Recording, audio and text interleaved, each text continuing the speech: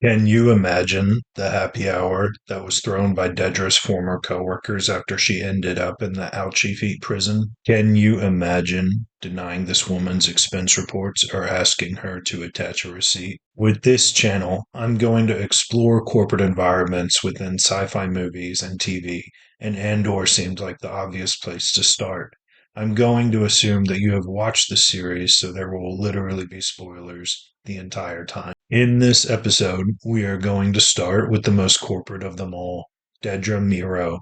Consider this her annual review. Dedra was fascinating, fierce, and unforgettable, but she made some big corporate no-nos and failed to hit that one tiny yet important KPI that is mainly not inadvertently leaking the plans of the Death Star to the rebellion via this silly little weasel. A good performance review starts with what you are doing well, to lull you into a sense of relaxation before they hit you with the hammer of pain. That will be documented evidence so HR doesn't push back when they decide to fire you. So that is where I will start. Here's what she did right. She was resourceful and knew where to get stuff, even if she wasn't supposed to have it. At least in the beginning, she knew how to show a spicy level of initiative and divergence that seemed to please Partagaz and Krennic and let her colleagues know not to mess with her. She knew how to think like her competitors. I mean, the rebellion, which is what made her one of the most feared and hated targets for Luthen and Andor. She could think farther and far more strategically about how their enemies should be handled, instead of just shooting and jailing every target they find. And ultimately, she was right. Her theory about Axis was correct all along. As we'll see, how you handle being right can make all the difference between getting a promotion or ending up in an Empire labor prison.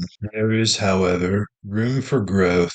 If you are in the corporate world, if someone says, we have some opportunities, or even worse, you have some opportunities, you are in doo-doo land world and people hate you and wish you would do your job better. Or it just means you have some areas of improvement or room to grow.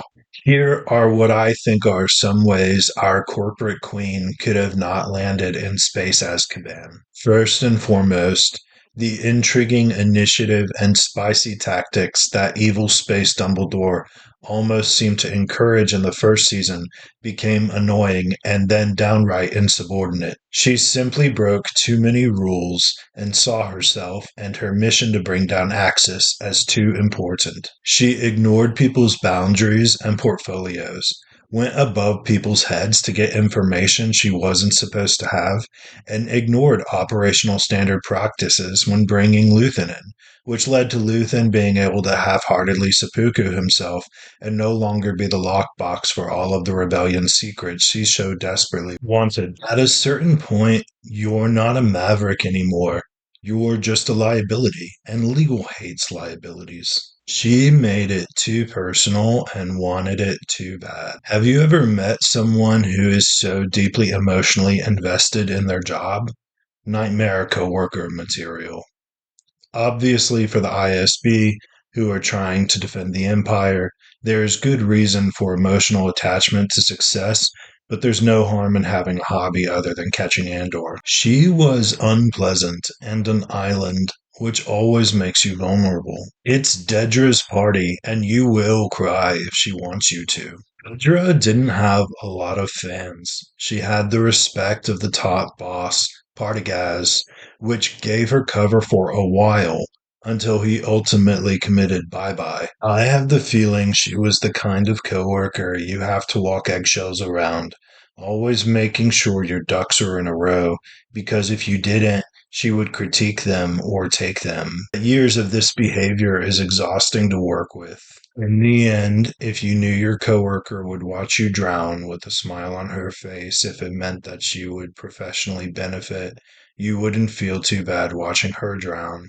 And I think most at the ISB would have liked to watch Dedra drown. This clearly doesn't engender loyalty among your coworkers or make them stick their necks out for you, which can be a useful thing to have when you are in hot water or having a bad quarter. After 5 years of this crap, no wonder Blevin was so quick to throw her in jail the first chance he got. Lastly, and this is the big one, data security.